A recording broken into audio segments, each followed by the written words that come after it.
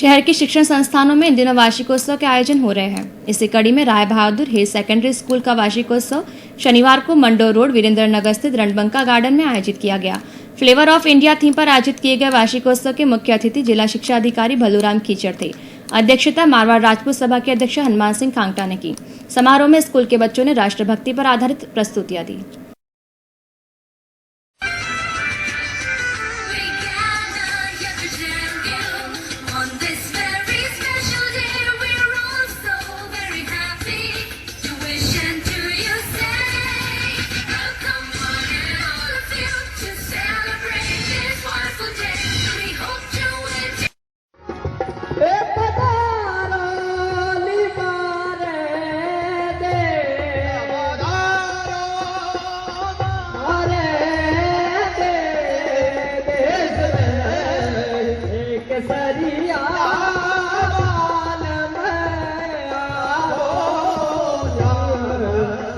पधारो